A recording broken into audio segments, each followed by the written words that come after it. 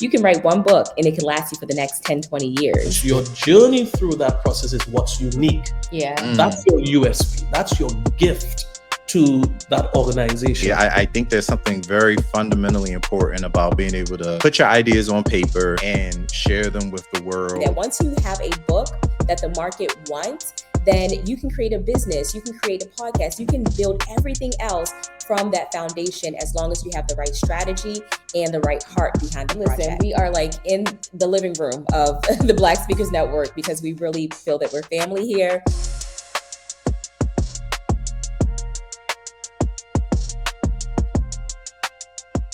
All right, going to go ahead and welcome you back to another BSN Bookshelf. This is where we do a deep dive with authors and experts in the author and publishing community and learn all about what it takes to be a successful, effective author. And I'm excited today because this is a very special episode.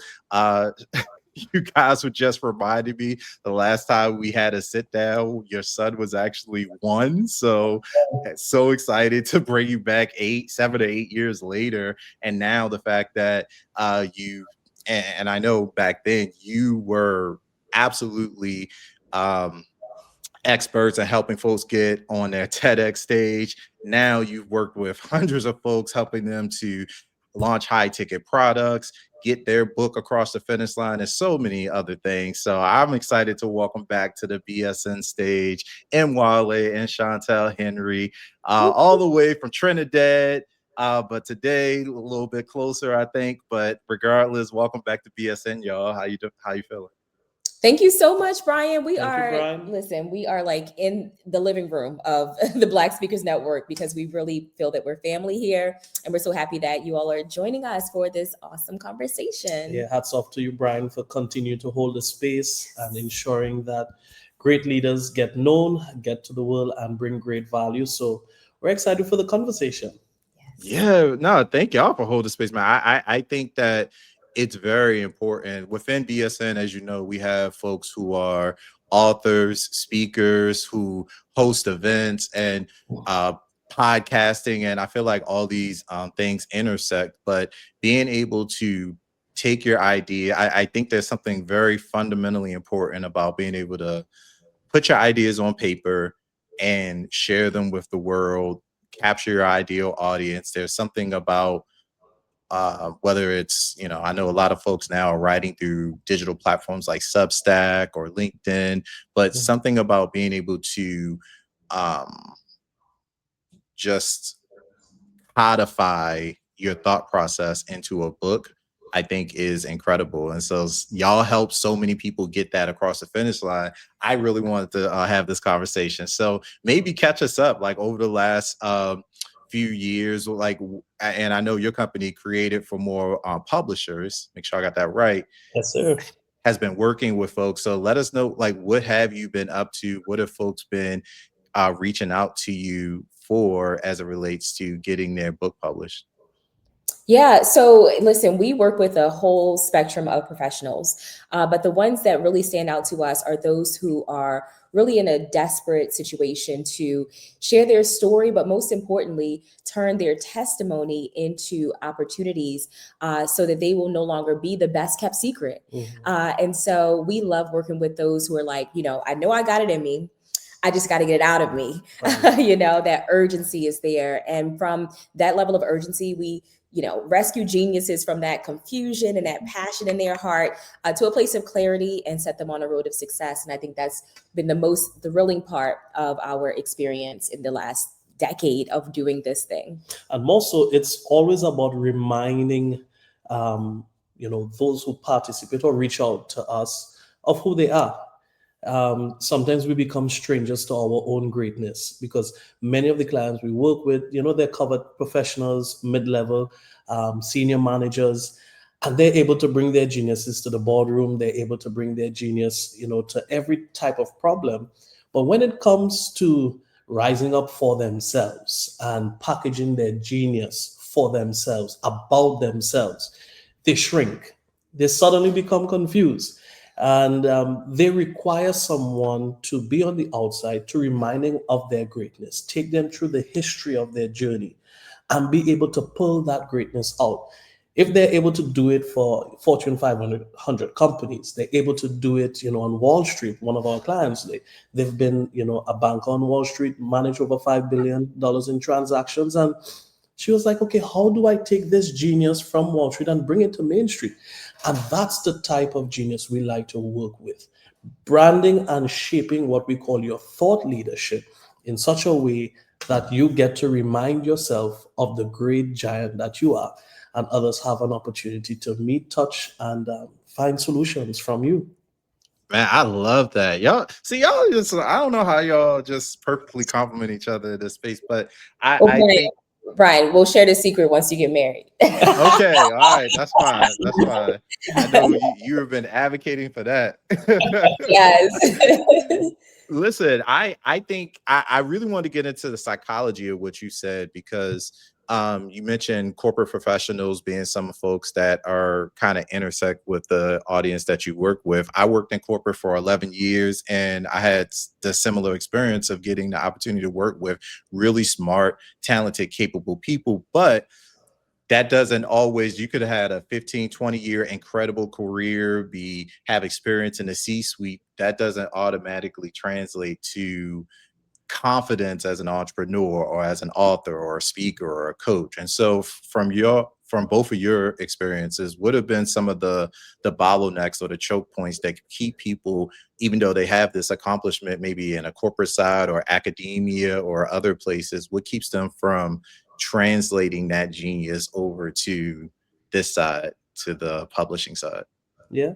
Well, the first thing is you can have it all, because sometimes persons who are working in the corporate space think that you need to abandon, the corporate space and go full time into entrepreneurship.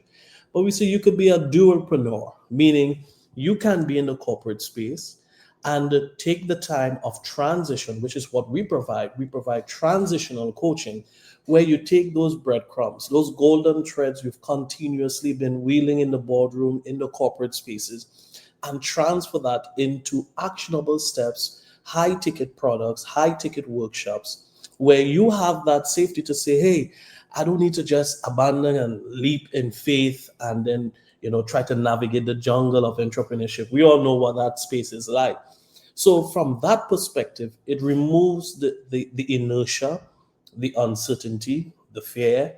Is it that I need to cash in my 401k and not just jump into this jungle? No. So we provide that type of transitional understanding and reset what life can be.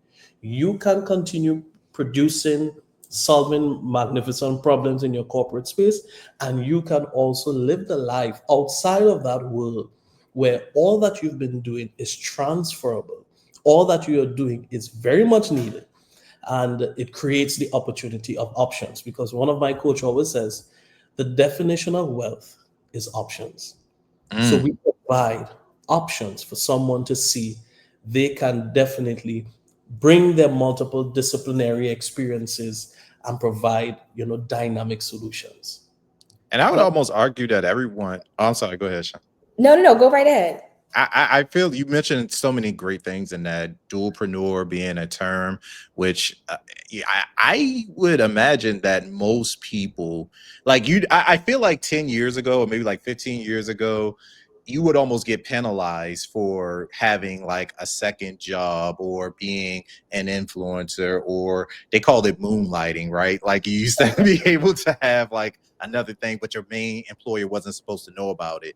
Right. Now, fast forward to 2026, it and this, I just want to check with y'all. To me, it almost feels weird when I meet someone who only does one thing. Like, you got one stream of income? How? What is that like? Like, is that been the case? Like, I feel like we all are kind of now moving in the direction of dualpreneur, but this isn't Uber. This isn't like a side hustle. This is an opportunity to start something Right. using your own intellectual property that you can legitimately turn into a business. But I can imagine most people having trouble knowing exactly what that looks like and how to navigate in that space. And the fact that you're providing that up front and giving people kind of like a realistic day in the life preview of what the word life could look like, or to your point, I love that quote. Whoever your mentor is, great. Tag them in the comments, because wealth being options, absolutely. That's all I've ever wanted, was been options. Yeah, and what I share with you is what Chantal brought to me, because I came from the space, corporate space. I worked many years in the public sector, worked for the Prime Minister of Trinidad and Tobago, managed international conferences for Barack Obama, the Queen of England, Elizabeth. I did a lot of things in my space, and I went into the private sector for Franklin Covey Institute. I was the youngest, management consultant for that company in Latin America and Caribbean. So I knew what corporate life was, and I loved it.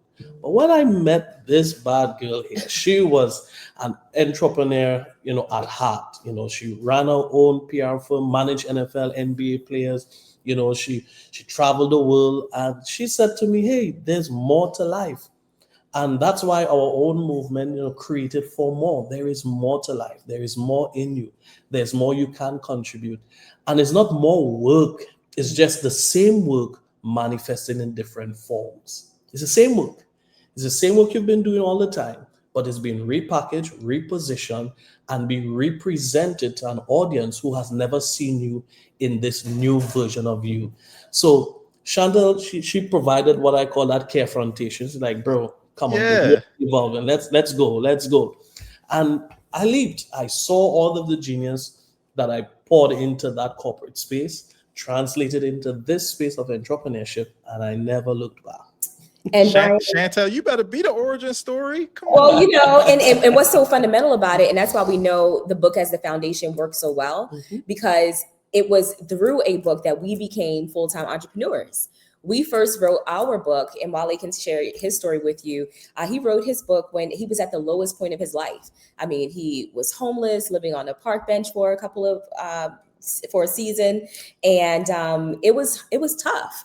And then he was able to get in a shelter in somebody's home, and he wrote the manuscript of his book while the pipes were leaking and snow was on the ground outside, and it was just a hard season. And so I love your origin story because it shows that even in hard places, and now your hard may not look like being homeless, but perhaps your hard could look like feeling like you have so much to say, but not a platform to express it. You're not getting the likes that you want. LinkedIn isn't Lincoln, and things just seem like you're in a vacuum with a lot of important things to share. But for some reason, the market is not responding. And I'll tell you the reason why people feel stuck and stifled when it comes to social media and visibility, Brian, is because they negate the human factor of making connections. And so I love our story because I see the very clear synergy that once you have a book that the market wants, then you can create a business, you can create a podcast, you can build everything else from that foundation as long as you have the right strategy and the right heart behind the project. Oh, yeah.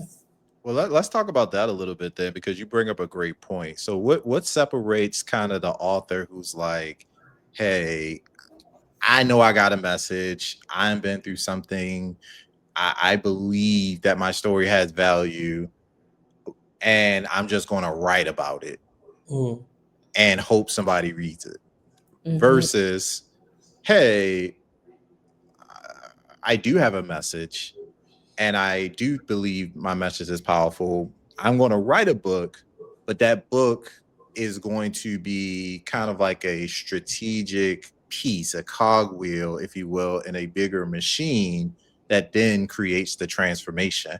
How do you, like, what do you think?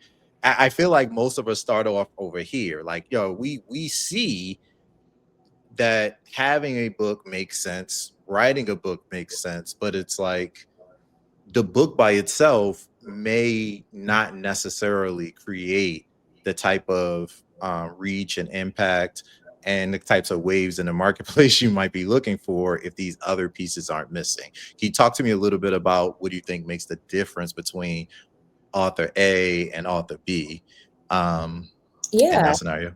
Absolutely. You should never just write a book. Don't write a book because you want to write it. Write a book that people want to read. And we see this all the time when it comes to social media.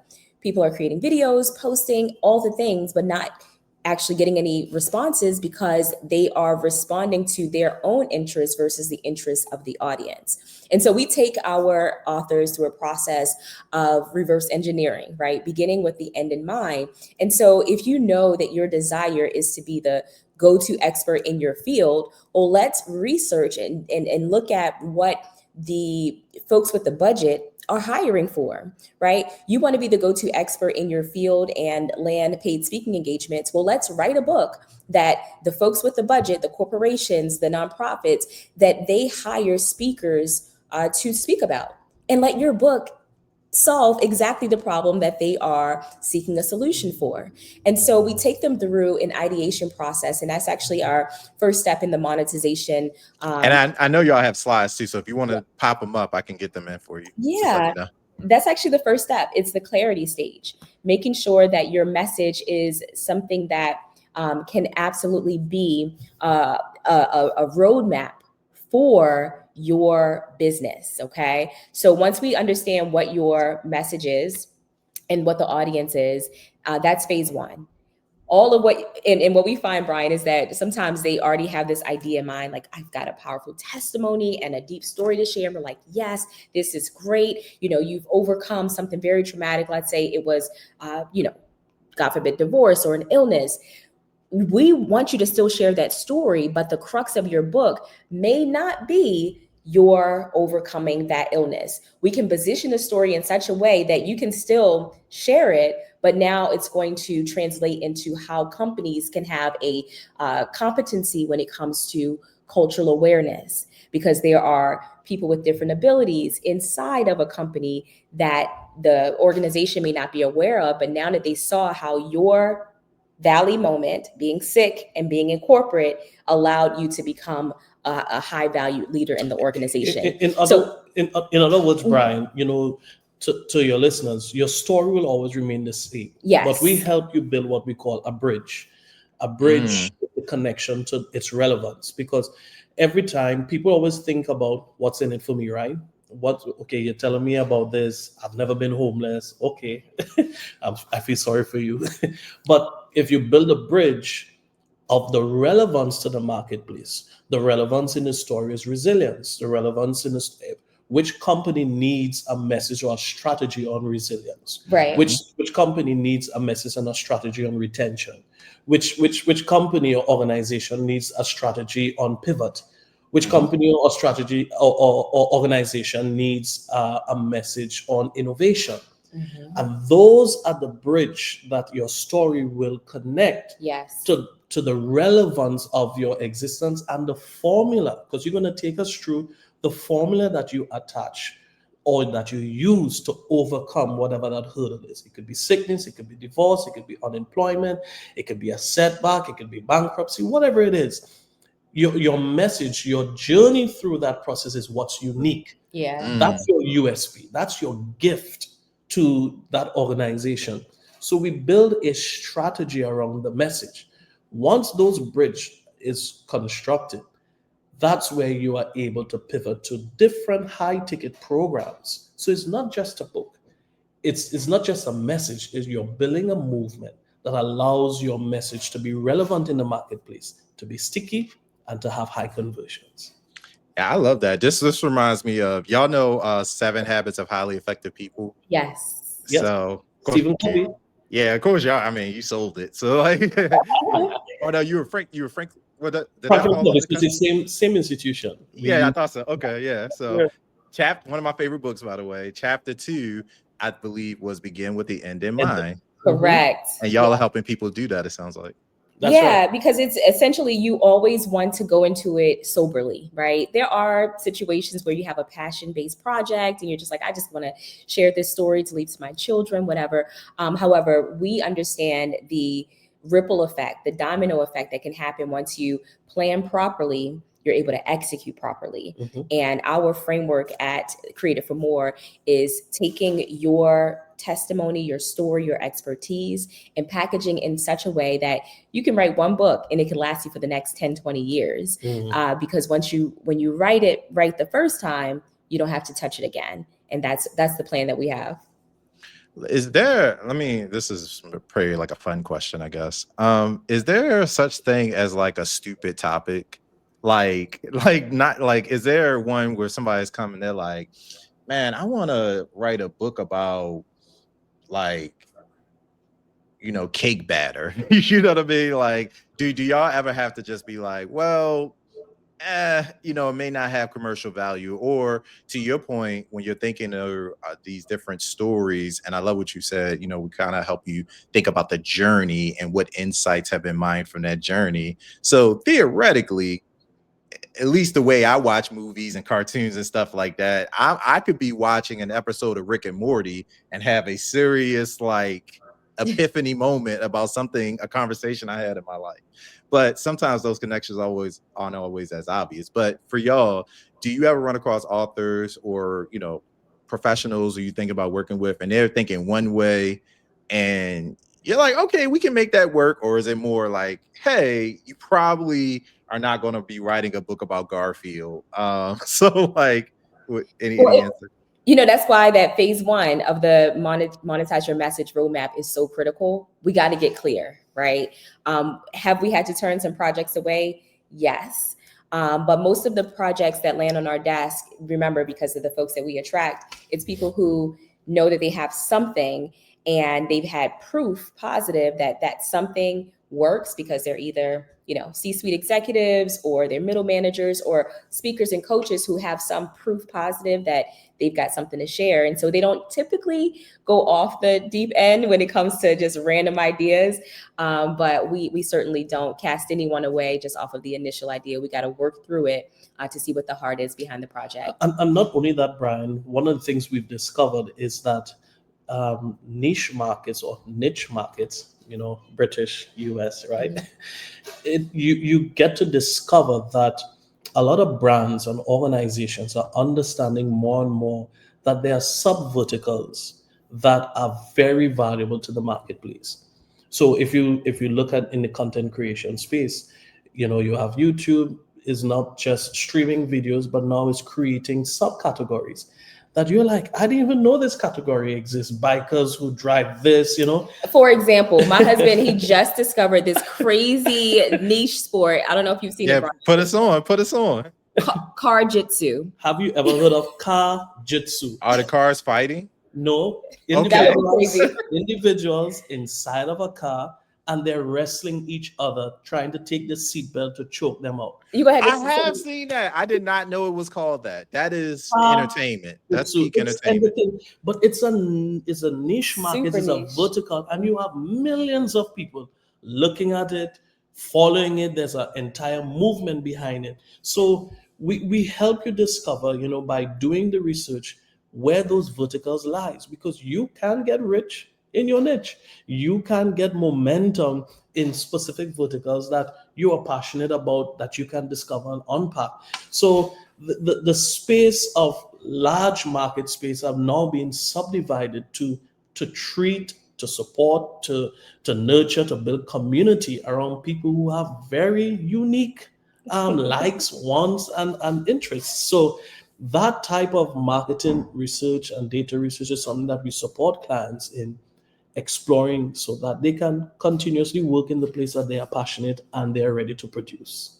I love y'all. Y'all give very balanced perspectives on these topics. I love that. That's why I can like listen to you. It's like getting too like, you ever go to, when we're in college and sometimes there's like a guest speaker that comes in, but still the professor still interjects too. Like, I feel like that it got like the best of both worlds. We only have a few minutes left. In that time, who, in your opinion, take us into the mind or the world of a person who you would love to talk to, like this week, like whether it's a corporate professional, like what is going through their mind right now? Are they the person who's like, I don't know if I'm about to quit tomorrow? Are they the person who's like maybe sitting on like a reservoir of content and just hasn't pulled the trigger?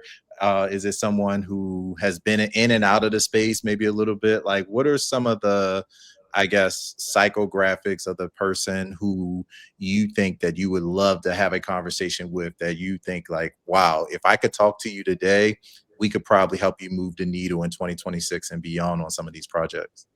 Yeah, so that person, we describe them as, Shanta said it from the top, a genius who is usually hides when it's time for the light to shine on them, but they are always known as someone who can explain complex issues. They challenge assumptions. They are a disruptor by nature.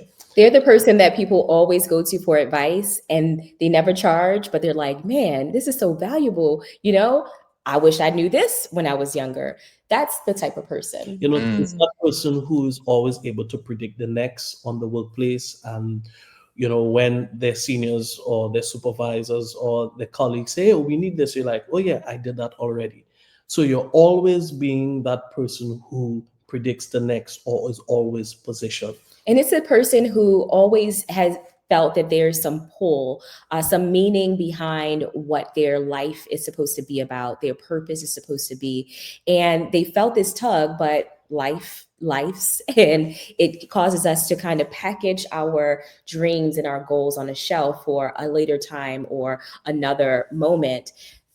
And more importantly, and before you go there, and they feel hidden.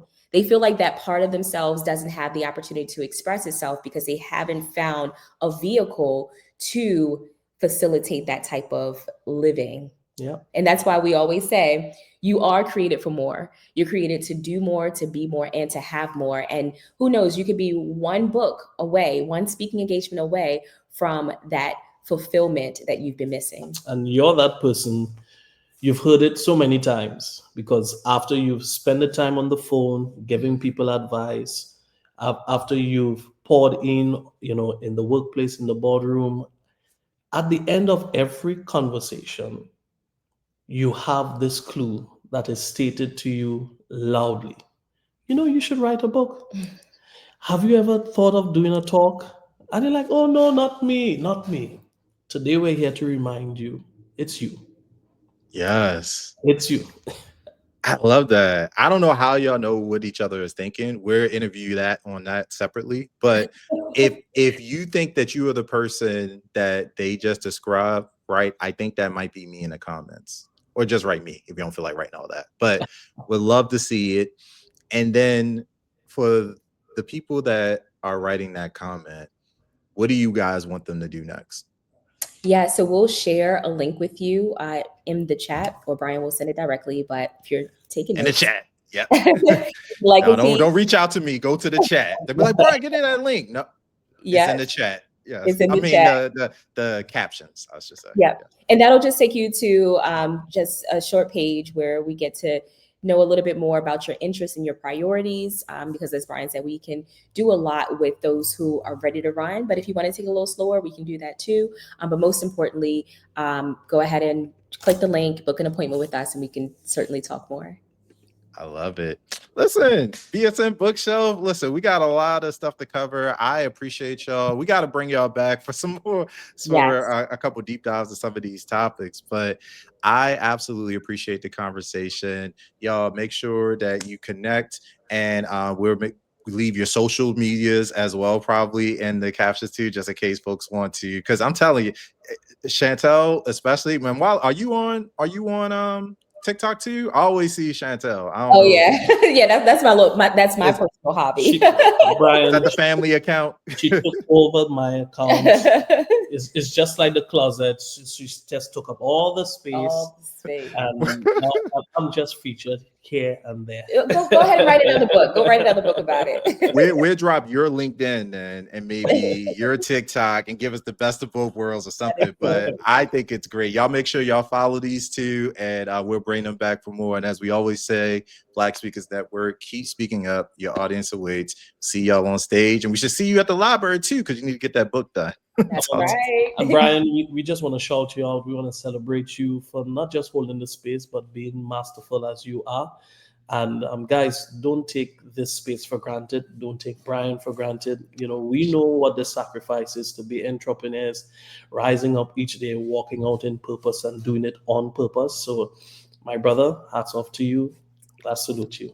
Man, I feel good hearing that from Black people, but a Black man specifically, man, means a lot. So I appreciate that. I Yes, sir. appreciate y'all. Y'all keep being amazing, just light shining, and we'll keep it moving. I appreciate y'all. Y'all have a great day.